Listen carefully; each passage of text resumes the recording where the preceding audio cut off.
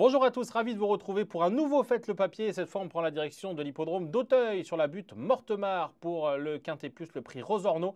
Le Quintet de ce dimanche qui va se disputer sur 3900 mètres avec des chevaux que l'on connaît bien et une course de référence qui est vraiment très importante à apprécier, à regarder avant de faire le papier de cette épreuve. Pour sortir des sentiers battus, une fois n'est pas coutume, j'aime beaucoup le numéro 12, Joyeuse Haleine, qui n'a pas participé à cette fameuse course de référence du 8 mars dernier, mais j'aime beaucoup Joyeuse Haleine qui vient de terminer bonne deuxième sur un peu plus long. Elle a été vue à l'avant. Ensuite, elle a connu un petit passage à vide entre guillemets dans le tournant avant de remarquablement se relancer. Je la crois extrêmement compétitive à cette valeur. Elle dépend de l'entraînement en pleine forme d'Étienne Dandinier.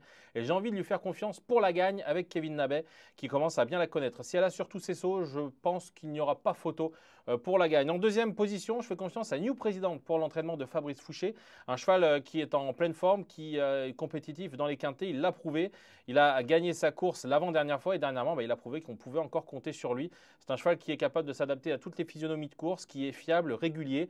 Et là encore, j'ai l'impression que c'est une très bonne base au départ de cette épreuve. Mon troisième s'appelle Just in Time Blue pour l'entraînement d'Erwan Graal, qui a vu sa régularité récompensée par un très joli succès en dernier lieu. Et en plus de ça, il a gagné avec une certaine marge. Alors évidemment, il a été pénalisé, mais je le crois capable de confirmer. C'est un cheval hyper fiable qui ne sait pas faire de faute. Il suffit que je dise ça pour qu'il en fasse une, mais normalement, on peut vraiment compter sur lui. Je crois même que c'est une vraie base à l'arrivée de cette épreuve.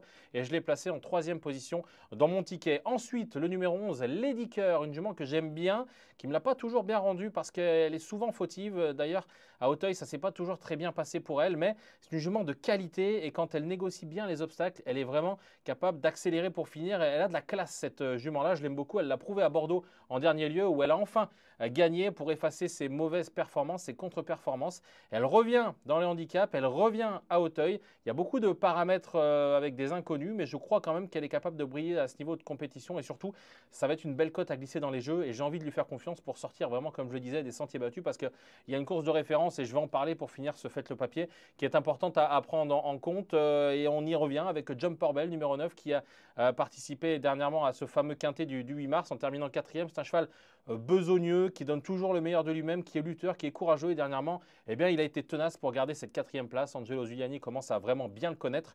Donc, sans avoir de marge pour la gagne, j'ai envie de lui faire confiance pour être à l'arrivée de ce quintet, plutôt pour une 4 ou 5e place. Et puis enfin, mon ticket se conclut avec le numéro 7, Igloo Igloo, qui a encore participé à ce fameux quintet et qui a très bien terminé son effort.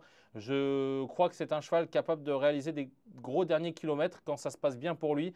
J'imagine pas forcément une course très rythmée, mais un peloton assez compact. Et s'il fait ce qu'il a fait la dernière fois, eh bien ça peut le faire. La dernière fois, c'était une grosse surprise. Cette fois, ce ne sera pas une surprise, mais ça peut quand même être un bon coup à glisser dans un quintet. Voici donc mon quintet, vous l'aurez compris, en 6 chevaux. Je ne prends pas forcément de base. Je tente vraiment de chercher l'ordre, mais je suis très confiant pour la gagne avec le numéro 12, Joyeuse Haleine avec Kevin Nabet pour l'entraînement d'Étienne Dandinier.